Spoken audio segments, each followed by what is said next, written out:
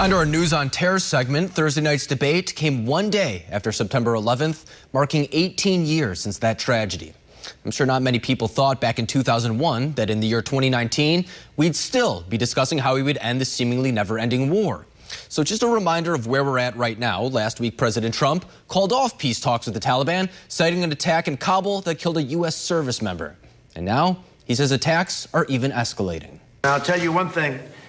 We are hitting the Taliban right now harder than they've ever been hit. And what they did was horrible. When they killed a great American soldier, when they killed 12 people, innocent people, essentially innocent people. Because if you look, I mean, many of these people were civilians. You also had a NATO soldier, in addition to our great soldier. But when they did what they did in order to create what they thought was a better negotiating stance, I said, that's the end of them. Get them out. I don't want anything to do with them. So this is one of the interesting things about in the times we're in right now.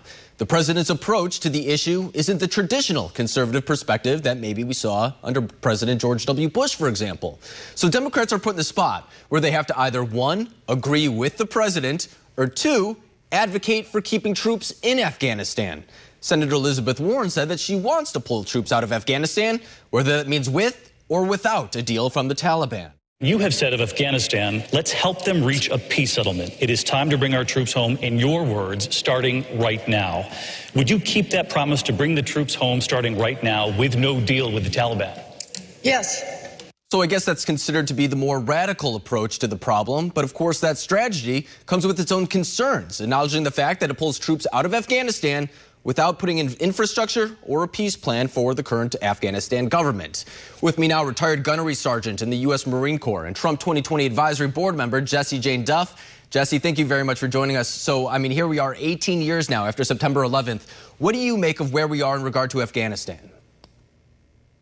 Well, I love how the Democrats seem to have all the national security answers now, when essentially they were right along with President Bush when we had gone into Afghanistan and gone into Iraq. So they know that there was a serious national security risk going on September 11th. And if they think that the Taliban will be less aggressive or less egregious than it ever has been before, then they're highly mistaken. We know that there are other formulations of terrorism going on in Afghanistan. Make no mistake, we know that we're not going to create a democracy in Afghanistan. Make no mistake, we understand that we're never going to have a stable lifestyle and government there. But we've had great successes while in Afghanistan. We have girls in school now. We have enabled a lot of the local leaders to become more involved in their communities. But what our ultimate goal is that the Taliban does not have the capacity to rise up and destroy our way of life ever again. Make no mistake that in Afghanistan was where they harbored Osama bin Laden. So just to evacuate is not necessarily your solution, because guess what? Your enemy has a vote in deciding any factors when it comes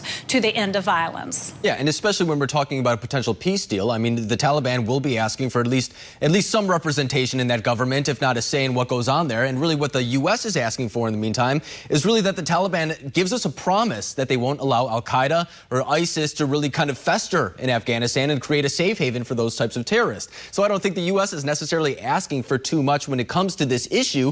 But as we just saw President Trump say, we're escalating the attacks against the Taliban in response, of course, to their attack, which killed 12 people, including a U.S. service member. So what's your take on the president's approach to this issue?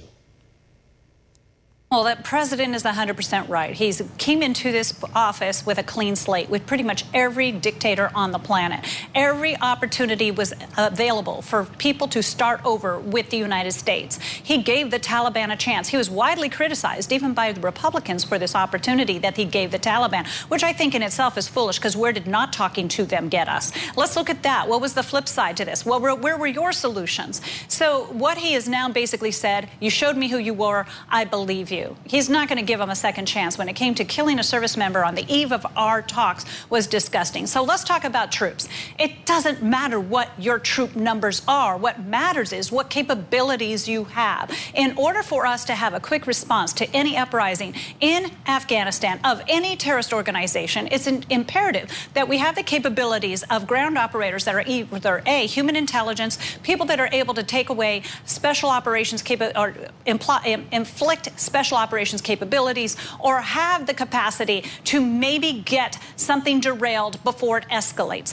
It doesn't mean a 50,000 division worth of men or women is going to solve your problem. Having people capable to squelch the potential uprising or the potential threat is what our ultimate goal is. We have people still to this day, troops in South Korea. Why is that? Because North Korea is a threat. Why do we still have troops in Japan? Because North Korea and China are a threat. We have troops throughout the world. And so this is not uncommon for the United States. What we have to ensure is that we're managing this and it's not escalating to the position that it got us on 9/11. Right. And you talk about geographic importance of Afghanistan, for example. I mean, ask yourself why Israel is such a good ally to the U.S. I mean, apart from having shared values there, it's also very much so a geographic thing. There are really one of the only Western democracies that are in the Middle East at this time. So apart from, as I was saying, shared values, there is a strategic opportunity there for being friends with Israel. But also, it's an interesting thing that I saw in the debate last night, for example. Senator Elizabeth Warren said that military should not be doing diplomacy,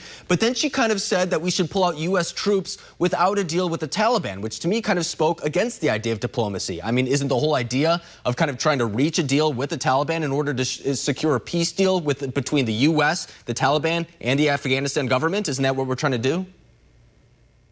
I don't think the Democrats know what they're trying to do. Anything that's the opposite of Trump is what they're trying to present. I mean, they got a $93 trillion Green Deal that would collapse our economy. They want to have $32 trillion in healthcare costs for the American taxpayer. I mean, everything they presented was basically an arm wrestle on how they could spend more money on the backs of the American taxpayer. So when it comes to national defense, I have nothing to discuss with them because they stood by while President Obama gutted our military. What was it? Roughly $700 billion that got gutted over a 5-year period of time, and now they want to throw up the flag when some of the funds from the DOD are being diverted to the wall. These are the people that don't want a wall, so now they're trying to use military children or the military as their poster child for when funds are being diverted that the military has been able to let go of, but yet they allowed President Obama to gut the military while he was in office, his administration. So let's listen to what these Democrats have to say. They don't offer anything. They've offered no solutions. They've offered no tactics. They've offered no way of enabling us to have peace within the Middle East by any stretch of the imagination.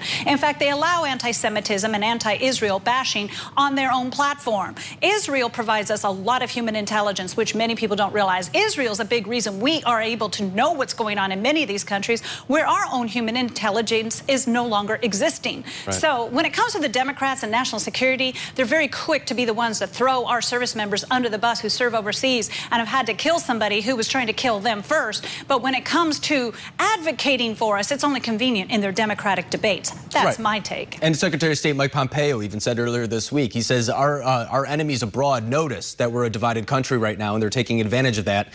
Meanwhile, the Taliban's picking up their attacks against different targets in Afghanistan, and the U.S. is now responding, escalating attacks against the Taliban in hopes to really bring both sides to the negotiating table and get an end to this 18-year-long war. But Jesse, thank you very much for joining us tonight.